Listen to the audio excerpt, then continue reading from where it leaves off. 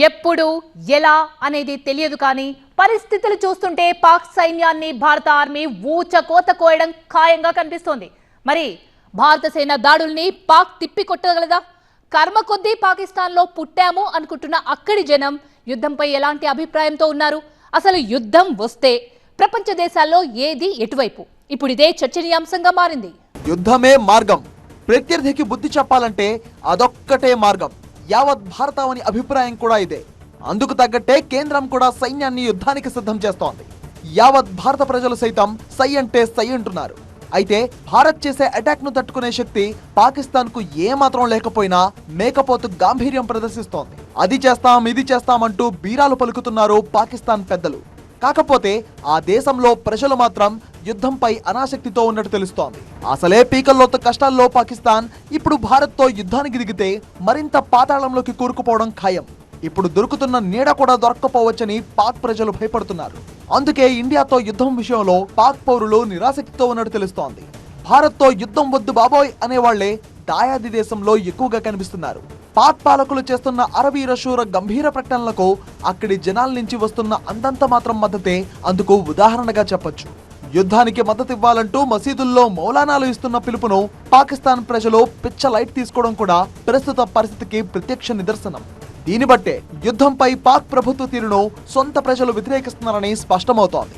ఇప్పటికే ఆర్థిక వాణిజ్యపరమైన అన్ని సంబంధాలను తెంచేసుకున్న భారత్ పాక్ ను పూర్తిగా పక్కన పెట్టేసింది. సింధు జలాల నిలుపుదలతో భారీ వాటర్ స్ట్రైక్ చేసింది. దీంతో పాక్ లో తలెత్తే నీటి ఎద్దడి మామూలుగా ఉండదనిపిస్తోంది. దీంతో సైనిక దాడి ఇంకెంత భయంకరంగా ఉంటుందన్నదే అక్కడి జనాల్ని భయపెడుతోంది. ఇది సోషల్ మీడియా జమానా కాబట్టి అభిప్రాయాల్ని ఆ రూట్లో తెలియజేస్తున్నారు. షెహబాజ్ షరీఫ్ ప్రభుత్వాన్ని ఓ రేంజ్ లో ట్రోల్ చేస్తున్నారు. పాక్ సాగునీటి అవసరాల్లో 80% తీరుస్తున్న సింధు నది జల విద్యుత్లోనూ 30% వాటా కలిగి ఉంది. కాబట్టి స్నానానికి నీళ్లు కావాలన్నా భారత్ ను అడుక్కోవాలని కొందరు, స్నానం చేస్తుండగా మధ్యలో సడన్ గా నీళ్లు అయిపోవచ్చంటూ మరికొందరు ఇలా రకరకాల మీమ్స్ ను ట్రెండ్ చేస్తున్నారు. ప్రపంచంలో సగం దేశాల దగ్గర అప్పులు తెచ్చుకున్న పాక్ పై భారత్ దాడి చేస్తుందనుకోవట్లేదంటూ కొందరు, పాక్ ను భారత్ ఆక్రమిస్తే ఇక్కడి ప్రభుత్వానికి అప్పుల పీడ తప్పుతుందంటూ ఇంకొందరు రకరకాలుగా తమ అభిప్రాయాల్ని వ్యక్తం చేస్తున్నారు. అంతేకాదు పాక్ లో ఏ చిన్న పిల్లోడి శబ్దం వినిపిస్తున్నా యుద్ధం మొదలైంది అన్నట్టుగానే భావిస్తున్నారంట అక్కడి లోకల్ జనం. మరి భారత్ పాకిస్తాన్ల మధ్య యుద్ధం ఖాయమైతే మిగతా ప్రపంచ దేశాలు ఏ వైపు నిలుస్తాయి అన్నదే ఇప్పుడు ఆసక్తికరమైన ప్రశ్న. ఏ దేశం ఎవరికి మద్దతు తెలుపుతుంది అనేది చర్చనీయాంశంగా మారింది. భారత్ ను కంట్రోల్ చేసేందుకు పాకిస్తాన్ ఏకంగా ఐక్యరాజ్య సమితి తలుపు తట్టినా స్పందన కరువైంది. భద్రతా మండలి అత్యవసర సమావేశం ఏర్పాటు చేయాలని పాక్ కోరినా పట్టించుకున్న నాథుడే లేకుండా పోయాడు.